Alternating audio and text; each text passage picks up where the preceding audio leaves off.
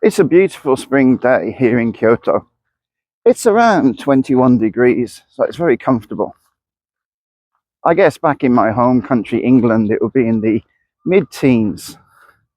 So the spring here in Japan and the spring back home in England is a little bit different.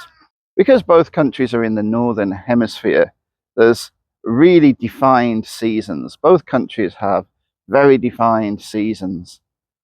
You can really feel the difference between each season.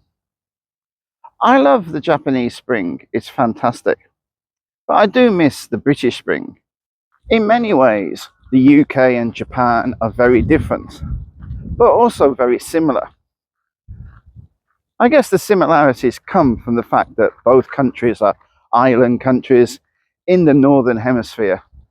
And absolutely, the four seasons really make a similarity between the two countries. So I spend a lot of my time noticing the differences, but also noticing the similarities. One big difference is the quality of light. It's very hard to describe how the light is different in the UK compared to Japan, but they are different. The only thing I can really say is the light in Japan seems to be more optimistic, and the light in the British Isles seems to be a little bit more pessimistic. I guess it's to do with the fact that there is more sunshine and more blue skies in Japan than in Britain. So especially in the winter, on the west side of Japan where I live, most of the days are clear with blue skies. But in England, it's rare to see a blue sky in the winter. But that's not the only thing. There's something else that's different with the quality of light. And to be honest, I can't explain it, but it is very different.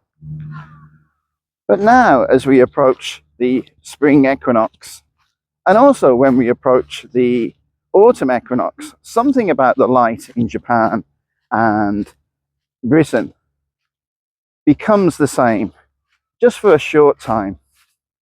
And that is the length of night and day. They become equal. For me, that's very important.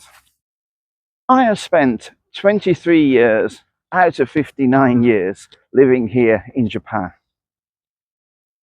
But on the days of the equinox, both the spring equinox and the autumn equinox, I can feel a balance between my life in Japan and my old life in the UK. Of course, there's the balance between dark and light as well. So the dark, our inner selves, what's happening inside of us, and the light, what we're creating outside of us. So again, we have that balance. So I think that is a balance for everyone at the equinoxes. But each of us has a special thing that we need to balance, I guess. So for me, it's spending my life in two different countries, in two different cultures. But what is it for you?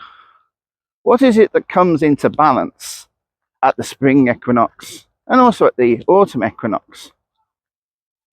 What do you need to balance just for that short time? I think that time of equilibrium, that time where we have complete balance, is very important. But I think it's a kind of reset, and we just need it twice a year. I think most of our creativity and most of the things that we do in life, the precious things that we do in life, are in a state where we're out of balance or don't have equilibrium. That is where the creativity lives, I think. But during the spring equinox and also the autumn equinox, we can reset. That balance gives us some kind of respite, and then from there we can move on. With the spring equinox, I think we're moving outwards. The sun is getting stronger. Outside is more important. We should be doing things outside in the world. And the opposite is with the autumn equinox.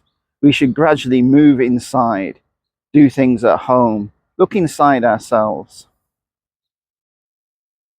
So, For me, both equinoxes are very important, but basically they're a respite before doing some kind of external work or internal work. But that's just my ideas. What are your ideas? Please feel free to write them in the comments down below. If you've enjoyed this video, please do all of the YouTubey kind of things.